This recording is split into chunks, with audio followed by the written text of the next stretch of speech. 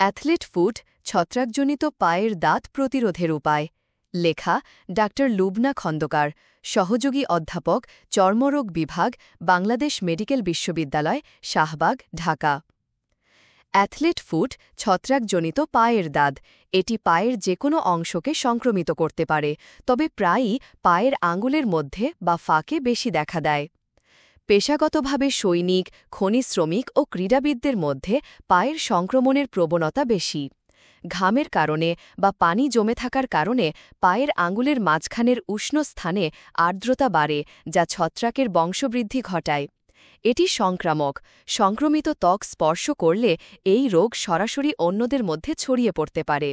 সংক্রমিত জিনিসপত্র যেমন মোজা জুতা জামাকাপড় তোয়ালে বিছানার চাদর কার্পেট বাথরুম বাথটাব সুইমিং পুলের আশপাশে বা লকার রুমের মেঝের সংস্পর্শে এসে মানুষ পরোক্ষভাবে এই রোগে আক্রান্ত হতে পারে কিভাবে প্রতিরোধ করবেন পায়ের কিছু স্বাস্থ্যবিধি মেনে চললে এই রোগ প্রতিরোধ করা যায় সব সময় পা পরিষ্কার রাখা উচিত কাদা পানি লাগলে সঙ্গে সঙ্গে ধুয়ে ফেলতে হবে জনবহুল স্থানে যেমন মসজিদে বা কোথাও খালি পায়ে হাঁটলে এসে পা ধুতে হবে পা ধোয়ার পর পায়ের আঙুলের মাঝখানের স্থান শুকাতে হবে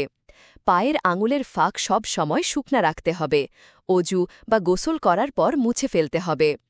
পায়ের জন্য আলাদা তোয়ালে বা গামছা ব্যবহার করতে হবে নিয়মিত পায়ের নখ ছোট করে কাটা সংক্রমিত পায়ের নখের জন্য আলাদা নেইল ক্লিপার ব্যবহার করা উচিত প্রতিদিন পরিষ্কার মোজা পরা উচিত ভালোভাবে বায়ু চলাচল করতে পারে এমন আর্দ্রতা শোষণকারী উপকরণ দিয়ে তৈরি মোজা ব্যবহার করা ভালো সুতির মোজা সবচেয়ে ভালো টাইট ফিটিং জুতা এড়িয়ে চলা উচিত পা ঘেমে গেলে শুকাতে হবে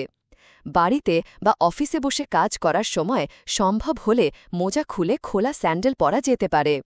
জিম পুল শাওয়ার ও লকার রুমের মতো এলাকায় হাঁচার সময় স্যান্ডেল পরা উচিত সর্বসাধারণের গোসলখানায় খালি পায়ে যাওয়া উচিত নয় পায়ে অ্যান্টিফাঙ্গাল পাউডার ব্যবহারের মাধ্যমে পুনরাবৃত্তি রোধ করা যেতে পারে ক্লোরিন ব্লিচ একটি জীবাণুনাশক যা ছত্রাককে মেরে ফেলে ক্লোরিন ব্লিচ দ্রবণ দিয়ে লকার রুমের মেঝে বাথটাব বাথরুমের মেঝে নিয়মিত পরিষ্কার করলে রোগের বিস্তার রোধ করা যায় অন্যদের সঙ্গে কখনো তোয়ালে মোজা জুতা বা বুট শেয়ার করা যাবে না গ্রন্থনা অধ্যক্ষ মহসিন আলী আঙ্গুর সম্পাদক ও প্রকাশক মুজিবনগর খবর.com মেহেরপুর